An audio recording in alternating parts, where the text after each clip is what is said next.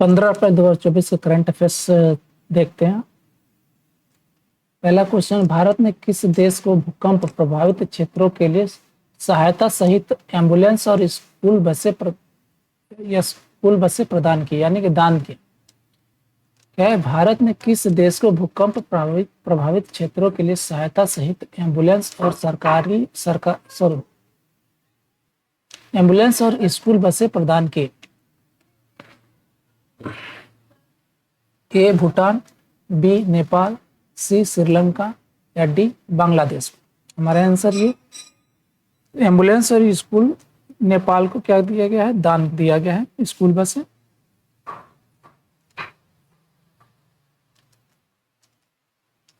भारत ने भूकंप प्रभावित क्षेत्रों के लिए सहायता सहित एम्बुलेंस और स्कूल बसों को नेपाल को दान किया,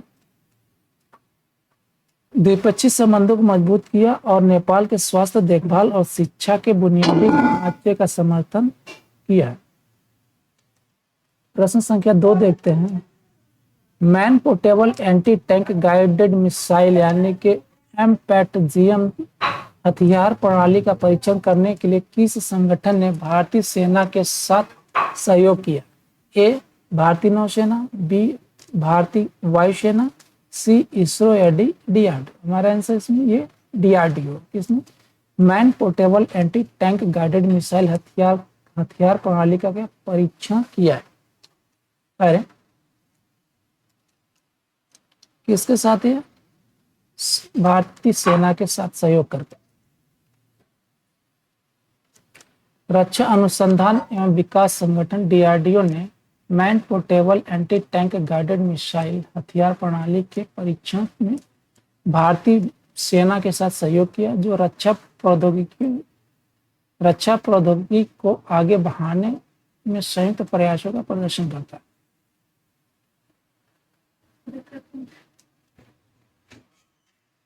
प्रश्न संख्या 3 देखते हैं। सितवे बंदरगाह कहाँ स्थित है? ए बांग्लादेश, बी म्यांमार, सी भूटान या डी भारत? हमारा आंसर ये बी म्यांमार में। ये इंडिया है, कोलकाता पोर्ट, यहाँ से ये सितवे म्यांमार।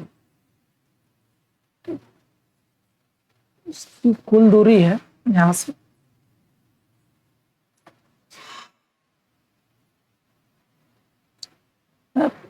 539 किलोमीटर। यहाँ से ये कोलकाता पोर्ट से लेकर के यहाँ पे सितवे पोर्ट के बीच का।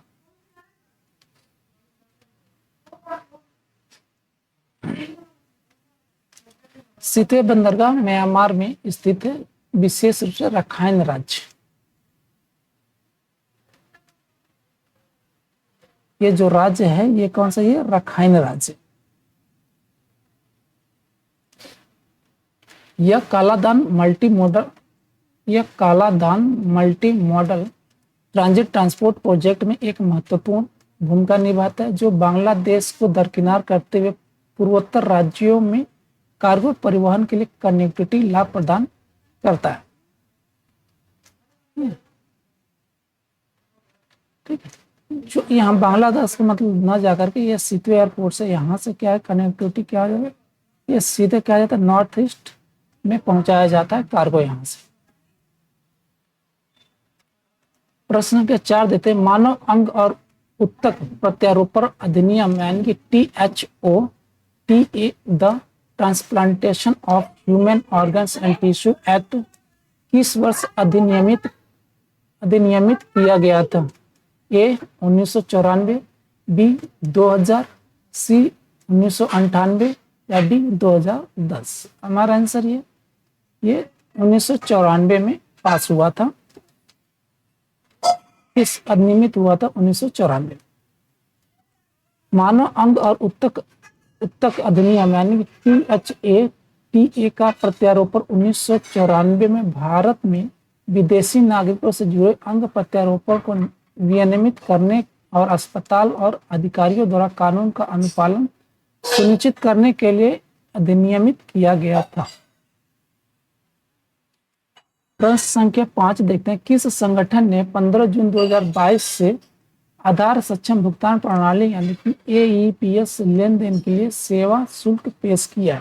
ए Indian bank, B Indian B है India post payment bank, C Bharatiya state bank या डी बैंक ऑफ इंडिया। हमारा आंसर ये कौन सा है? बी है। ऑप्शन हमारा बी है, इंडिया पोस्ट पेमेंट बैंक। किसके लिए? ये एईपीएस लेन देन के लिए सेवा शुल्क लागू किया है, यानी कि आधार सक्षम भुगतान प्रणाली। इसको बोलते हैं इंग्लिश में आधार इनेबल्ड पेमेंट सिस्टम, एईपीएस को।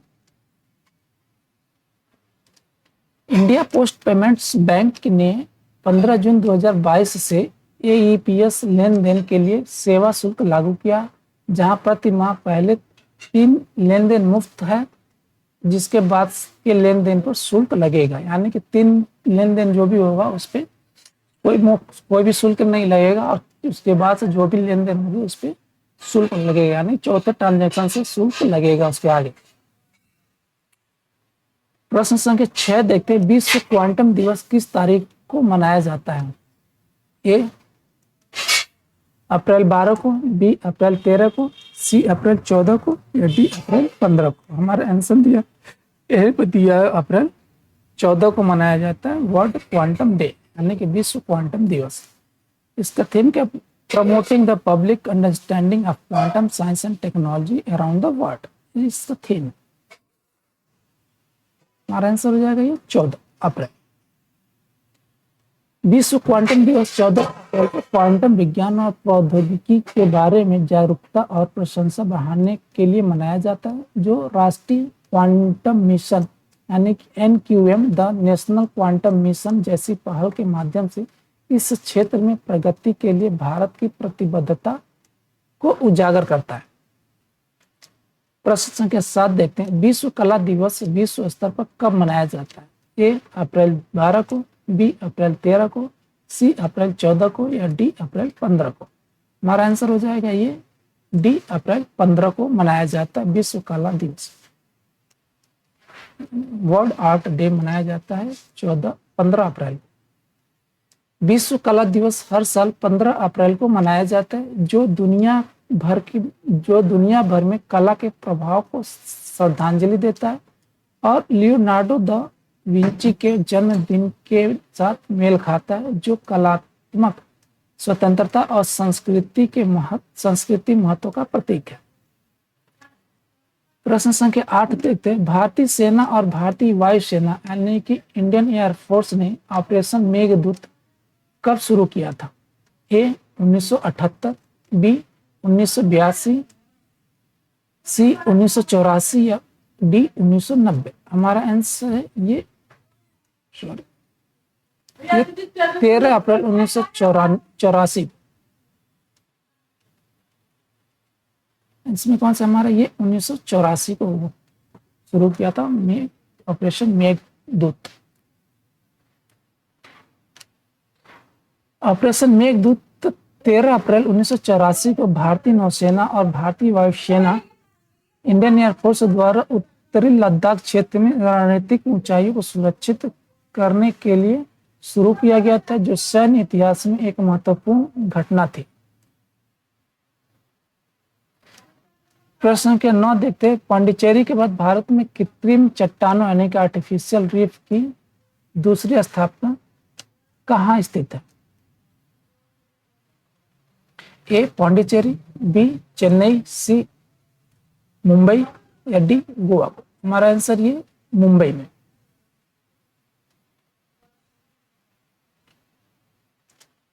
भारत की दूसरी कृत्रिम चट्टान यानी कि आर्टिफिशियल रीफ स्थापना वर्ली कोलीवाड़ा मुंबई के पास है। इस परियोजना में पुनर्नवीकरणीय कंक्रीट और स्टील से बने 210 रीफ इकाइयों को तैनात करना शामिल है, जिसका उद्देश्य समुद्री जीव को बढ़ावा देना और विभिन्न समुद्री जीवों के लिए आवास बनाना है। इस स्थापना में बायो रॉक प्रौद्योगिकी का उपयोग समुद्री पारिस्थितिक तंत्र को बढ़ाने और स्थानीय मछली पकड़ने वाले समुदायों का समर्थन करने की दिशा में एक महत्वपूर्ण कदम है। प्रश्न संख्या 10 देखते हैं, 2024 में भारत में कितना कुप्रबंधित प्लास्टिक कचरा पैदा होने की उम्मीद है? A 17.4 million ton, B 5.6 million ton, C 9.2 million ton या डी 3.8 मिलियन टन। हमारा आंसर ये 7.4 मिलियन टन कुप्रबंधित प्लास्टिक कचरा पैदा होने की उम्मीद है। ईए अर्थ एक्शन द्वारा प्लास्टिक ओवरशूट डे रिपोर्ट के अनुसार प्रति व्यक्ति प्लास्टिक अपशिष्ट उत्पादन कम हो।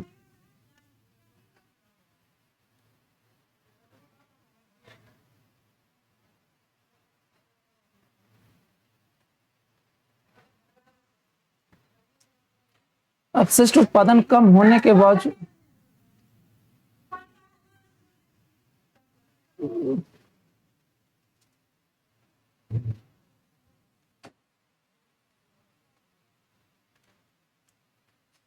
ईवी अर्थ एक्शन द्वारा प्लास्टिक ओवरशूट डे रिपोर्ट के अनुसार प्रति व्यक्ति प्लास्टिक अपशिष्ट उत्पादन कम होने के बावजूद भारत में 2024 में 4.7 मिलियन टन को प्रबंधित प्लास्टिक कचरा उत्पन्न होने का उम्मीद अनुमान है। प्रश्न के 11 देखते हैं। भारतीय न्यायिक अकादमी यानी कि एनजेए के नए निदेशक के रूप में किसे नियुक्त किया गया? ए अतुल मधुकर उडेदकर, बी अनिरुद्ध बोस, सी सूर्यकांत या डी एनवी रमना को। हमारा आंसर है ये बी अनिरुद्ध बोस को नियुक्त किया गया। किसके? एनजेए का नए निदेशक, राष्ट्रीय न्यायिक अकादमी के नए निदेशक के रूप में अनिरुद्ध बोस को नियुक्त किया गया है। ये justice Aniruddha Bose supreme court के न्यायमूर्ति अनिरुद्ध बोस को न्यायिक कौशल बढ़ाने और अदालत प्रशासन की सुविधा के लिए डीवाई चंद्रचूड़ के स्थान पर राष्ट्रीय न्यायिक अकादमी के नए निदेशक के रूप में नियुक्त किया गया है। प्रश्न संख्या 12 देखते हैं। किस देश ने हाल ही में एक प्रमुख उद्देश्य परीक्षण यानी पीपीटी प्रिंसिपल पर्पस टेस्ट को शामिल करने के लिए भारत के साथ अपने दोहरे कराधान से बचाव समझौते में संशोधन किया? A Mauritius, B Maldives, C Myanmar या डी मंगोलिया। यहीं पर देख लेते India Mauritius amend tax treaty, introduction of principal purpose test, यानी ये कौन सा हमारा ये मॉरिशस कहाँ पे? ये है मॉरिशस। प्रश्न इसका एक्सप्लेनेशन देखते हैं।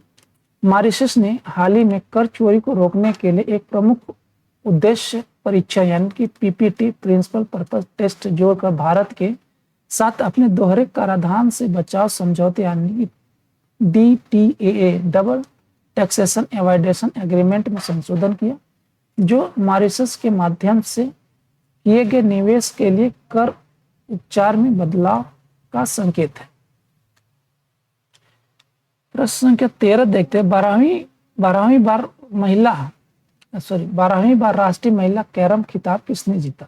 ये कौन सी 12वीं बार राष्ट्रीय महिला कैरम खिताब किसने जीता? ए के नागज्योति, बी अनन्या शर्मा, सी सुनीता सिंह या डी रश्मि कुमारी। हमारा आंसर ये रश्मि कुमारी। ये हमारी कौन है? ये रश्मि कुमारी जिन्होंने 12वीं बार राष्ट्रीय महिला कैरम खिताब जीता है। रश्मि कुमारी ने अपना 12वां राष्ट्रीय कैरम चैंपियनशिप खिताब हासिल किया। खेल में अपने असाधारण कौशल और निरंतरता प्रदर्शन किया और भारतीय कैरम इतिहास में एक प्रमुख व्यक्ति के रूप में अपनी स्थिति की पुष्टि की। प्रश्न संख्या 14 देखते हैं। अंतर्राष्ट्रीय पगड़ी दिवस प्रतिवर्ष किस दिन मनाया जाता है यानी किस तारीख को मनाया जाता है? ए अप्रैल 13 को, बी मई 14 को, सी अप्रैल 15 को, डी जुलाई 22 को। हमारा आंसर ये अप्रैल 13 को मनाया जाता है अंतर्राष्ट्रीय पगड़ी दिवस। इंटरनेशनल टर्बन डे 2024 का मनाएगा 13 अप्रैल को मनाएगा।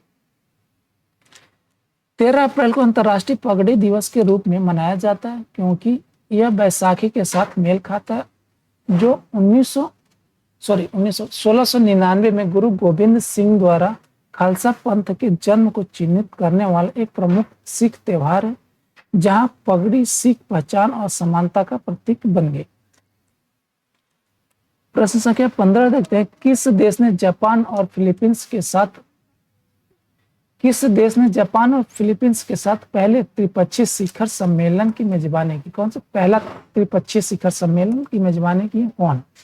ए चीन, बी जापान, सी संयुक्त राज्य अमेरिका या डी ऑस्ट्रेलिया?